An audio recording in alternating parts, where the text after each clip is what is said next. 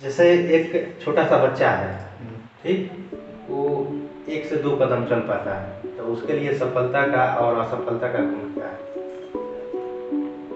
तुम अभी जवाब दिलाओ। जैसे एक बच्चा 2 साल का है, वो यहाँ से 10 से 15 कदम चलता है तो उसके लिए सफलता है, और जो नहीं चल पाता है उसके लिए असफलता है।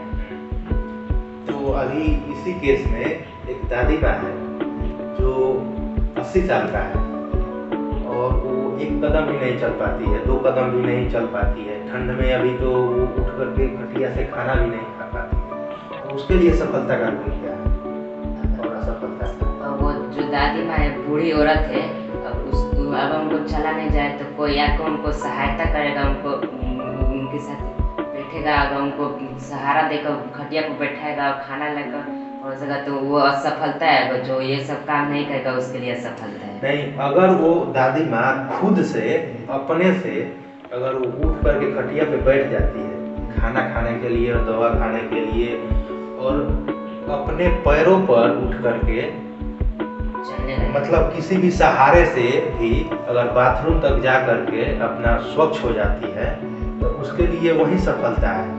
ठीक है, तो सफलता का मायने हर लोगों के लिए अलग अलग है। ठीक है, अगर जैसे जैसे अब अमिताभ बच्चन है, तो उनको क्या चाहिए? सब कुछ तो उनको है, उनके पास है, लेकिन उनके लिए सफलता क्या है? उनके लिए सफलता यही है कि वो फिल्मों में अभी बने हैं, वो अभी चाहते हैं कि फिल्मों में काम करें। ठीक है, तो उनको फिल्म मिलती रहे और वो अच्छे से काम करते रहे। ठीक है, तो उनके लिए ये सफलता है। और वो अपने आप को मेंटेन रखे, ये नहीं कि जैसे बूढ़े लोग होते हैं तो क्या हो जाता है, दांत टूट जाता है और ये गाल अंदर चला जाता है। ठीक है, तो कोई कोई फिल्म में देखेगा उनको? नहीं देखेगा। तो ये अगर उनको फिल्म मिलता है और वो अच्छे से काम कर पा रहे हैं तो उनके लिए सफलता है। और घर भी बैठेंगे तो जैसे दूसरे हीरो हैं जो लोग अभी काम नहीं कर रहे हैं, अभी जवान हैं, गोविंदा जी हैं, काम कोई मतलब सब लोग पैसा नहीं लगाना चाहते हैं, तो उनके लिए वो पहले वो किंग थे। ठीक है, बॉलीवुड में वो अच्छा लेवल पे थे, लेकिन अब नहीं है, क्योंकि अब उनका छूट गया है, अब नहीं काम कर रहे हैं। तो पहले सफल थे लेकिन अब नहीं है। ठीक है, तो हर लोगों के लिए सफलता का, अब वो सोच रहे हैं कि जैसे कोई व्यक्ति है अभी शुरुआती लेवल पर है, जैसे मान के चलिए कि आपने एक पेज इसको कंप्लीट किया, किसी व्यक्ति ने नहीं किया, दोनों को सेम टास्क मिला था और आपने कर लिया, उसने नहीं किया, तो वो असफल है और आप सफल है। ठीक है, क्योंकि समय क्या है, लिमिटेड है।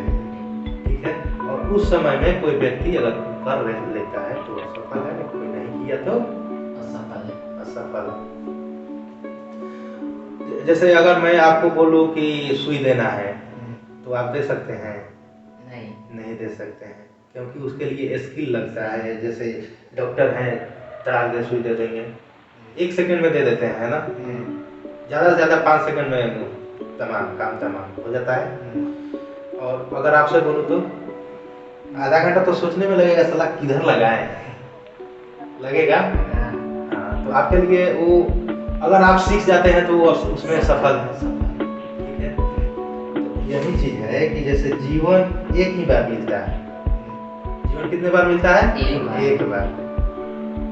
अपने प्रयासों के द्वारा यह सफल बन जाता है। ठीक है, तो आपने उसमें प्रयास किया, आपने 1 साल में सोचा कि मेरे को 10th पास कर लेना है, आपने प्रयास किया, रात दिन मेहनत किया, ठीक, फिर से मेहनत किया, रात दिन मेहनत किया, और आप एक अच्छा नंबर लेकर के आते हैं, आप पास हो गए, सारे लोग खुशियां मनाने लगते हैं, लेकिन आपने प्रयास नहीं किया, चोरी के बल पर आपने पास किया, तो उस वक्त तो आप हो सकते हैं पास हो गए, लेकिन आगे चल करके असफल है। ठीक है, आपको कुछ नहीं पता चलेगा, विद्युत के बारे में पूछ लिया जाएगा, फोकस क्या होता है, लेंस के बारे में पूछ लिया जाएगा, या फिर अलग उसमें कोई भी टॉपिक है, फिजिक्स में, केमिस्ट्री में, मैथ में कोई भी टॉपिक है, पूछ लिया जाएगा, क्या होगा? असफल हो सकता है। चोरी के मायने में आप हो सकता है आपको आपको उस जो वो पढ़ा रहे हैं स्कूल में उसकी ज़्यादा ज़रूरत है, या फिर इस तरह की जो अभी मैंने बोला कि असफलता सफलता, या फिर प्रश्नों का जो प्रश्न आप पूछते हैं उसका ज़्यादा महत्व है लाइफ में? क्या लगता है? आपने अभी बताया वही, और वो जो स्कूल में पढ़ते हैं उसका उतना महत्व नहीं है? उसका उतना महत्व नहीं। क्यों? वो सब देते हैं याद करने के लिए, वो सब परीक्षा में जो लिखने के लिए आएगा वही लिखेंगे, बस हो गया। उसका एक ही, वो लोग क्या बोलते हैं कि एक ही इसका आंसर है, बस यही आंसर हो गया। ठीक है, हो सकता है मैथ में एक आंसर हो, सबका आंसर एक निकलता हो, लेकिन उसका भी तरीका अलग अलग होता है निकलने के लिए। अगर मेरे पास, अब यही समझिए, इसका मैं एक और ये देता हूँ उदाहरण। ये जमीन है, इस पर मैं जैसा भी चाहूँ वैसा महल बनाऊँ। ये जमीन है, इस पर जो फसल लगाऊँ वो उपजेगा। तो फिर वो लोग क्यों ऐसे करते हैं?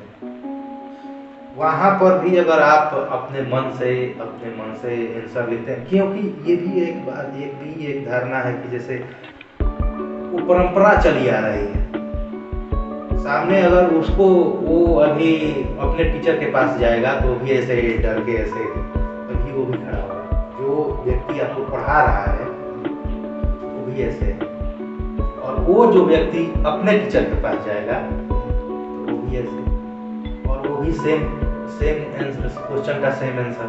लेकिन लाइफ ऐसे नहीं है। लाइफ में हर समय आपका क्वेश्चन का आंसर अलग होगा, लेकिन क्वेश्चन का आंसर कैसे अलग आता है?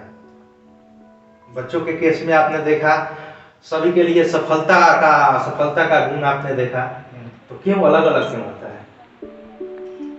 प्रायोरिटी के अनुसार। प्रायोरिटी मतलब प्राथमिकता। आपकी प्राथमिकता क्या है? अभी पढ़ाई करना मेन प्राथमिकता क्या है? आपको माँ बाप क्यों छोड़े हैं? पढ़ाई करने के लिए। प्राथमिकता क्या है? पढ़ाई करना। ठीक है, और पढ़ाई के क्षेत्र में वो लोग नहीं जानते हैं कि क्या कर रहा है मेरा बेटे। ठीक है, लेकिन आपको क्या करना है? पढ़ाई करना है। पढ़ाई किस लिए करना है ये जानना बहुत जरूरी है, क्योंकि अधूरा ज्ञान के चलते महाभारत हो गया था। ठीक है, बात समझना। वो जो प्रायोरिटी है, ठीक है, उसने कर्म और कर्तव्य के क्षेत्र में आकर के दोनों को मार्ग में भटका दिया, और क्या हो गया? महाभारत। तो प्रायोरिटी क्या है आपका? सफल होना। ये नहीं कि ये 8 में है और 8 पास कर लिए, 7 में है 7 पास कर लिए तो हमारा प्राथमिकता है। नहीं, ये प्राथमिकता नहीं है। प्राथमिकता वो लोग नहीं जानते हैं, माता पिता नहीं जानते हैं कि आप वो तो छोड़ दिए हैं कि आपको सिर्फ पढ़ाई करना है। आपको देखना है कि किस क्षेत्र में मैं जाऊं, ठीक है, किस क्षेत्र में पढ़ाई किया जाए कि मैं सफल हूं। ठीक है, और बहुत सारे लोग आपके इर्द गिर्द देखे होंगे कि वे भी पढ़ाई किए और क्या हुए? सफल और असफल दोनों हैं। जो पढ़ाई नहीं भी किए वो भी सफल है, और जो पढ़ाई किए वो भी। क्योंकि सबके जैसे सफलता का गुण अलग अलग समय में अलग अलग हो जाता है।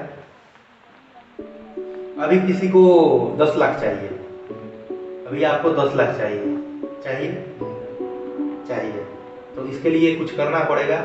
तो पढ़ाई के क्षेत्र में क्या करेंगे? अपने पढ़ाई करते हुए क्या करेंगे कि पैसा भी आए और पढ़ाई चलता रहे।